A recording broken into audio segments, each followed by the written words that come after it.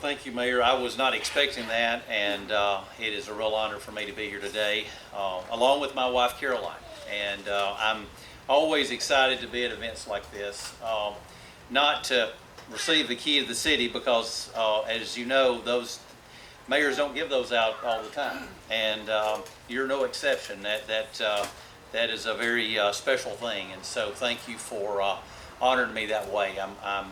Somebody told me earlier. They said they appreciated the help with this project and some others that I'd helped with, and I said, you know, I'm sort of like a hometown boy because I'm from Haleyville down in Winston County, and we have a very close relationship. There's a special relationship between Russellville and Haleyville, and it always has been. And so when the mayor reached out to me, I don't know how long ago was it, Mayor, when you reached out to me? About 3 years? Yeah, so it's been 5 years ago, and he told me about this project. And anytime a project like this comes up, I'm always, wanting to help, but always reluctant to commit to anything because, as you know, in Washington, you don't count on anything until the bill is passed. And of course, this would be part of an appropriation bill. There was a long time there where we could not get community project funding. Like we're seeing here, and so there were many years went by that I was not able to do anything. A few years ago, we changed that so that projects that were really supported by the community, that would help the growth of the community, the health of citizens, the economic growth of the area, would be entitled to economic funding. And so still wasn't easy to get, but at least there was a path. And so we worked on this, and as the mayor said, happy to say that we got over $3.8 million for this project, and hopefully this will be along with the city and all the others that come together, will be something that will serve the people of this area. And I really see today's groundbreaking as really an investment in opportunity, and also an investment in the people of Russellville and Franklin County, and quite honestly the surrounding area, and investment in the future of this region. The Russellville Library Multipurpose Community Center, it's not going to be just a building.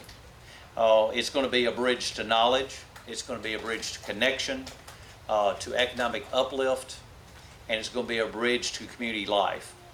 And as I said, he approached me with this and said the Norris family has graciously donated this property, and they would like to see something like this. And so I went to work to see what we could do. And like I said, I'd forgotten exactly what year we first had that conversation, but it was probably 5 years ago. And as you know, in Washington, things don't move quickly. But with a modern library, high-speed broadband internet access, flexible meeting spaces for training and community gatherings, this center will really serve all ages. It will not be just for youth. It will be not just for the elderly. It'll be for everybody in between.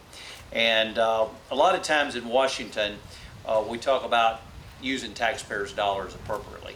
And what we mean by that is we want to make sure that we invest it, because I know that everyone that is here pays taxes to the federal government, and what I want to make sure is that you get back some money that you send to Washington, D.C., and make sure that New York and California and the larger cities and the larger states in this country don't get all the funding, that we can get our fair share down here.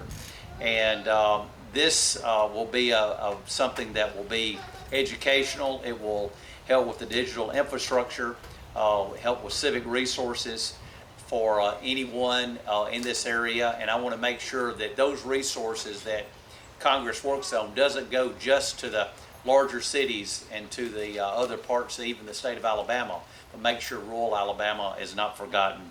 And but again, I want to especially thank the Norris family, and without their support here, and this would not be possible. I'm just a small part in making this happen, and like I said, just doing my job representing the 4th Congressional District of Alabama and working with elected officials like you have here, the mayor and the city council. This city council has been great to work with, as well as the mayor, and so we're just honored to be here. And let me just say thank you for letting me represent you. A couple of people said thanks. Let me say thank you. It's an honor for me to be your voice in Washington, D.C. and to vote on those principles and those values that make America great. And I do think that we've got to make sure that we keep America great, and we've got to make sure that we don't turn our backs on those principles and those values and those ideals that our founding fathers thought were so important. Alex de Tocqueville, and I'll finish with this, he once said, he was a Frenchman that came to the United States back in the, I guess it was probably in the early 1800s, when he was traveled around America to try to figure out why America was so great, because it was starting to be heads and shoulders above the rest. And he went all around and he wrote, America is great because America is good. And when America ceases to be good, America will cease to be great. And he talked about going to the churches and the pulpits of America where God's word was taught. And he knew that was the key to the greatness of America. So thank you for letting me be here today. I'm honored to be here at this groundbreaking, and I look forward, Mayor and Council, to coming back for the actual ribbon cutting. Thank you, and God bless.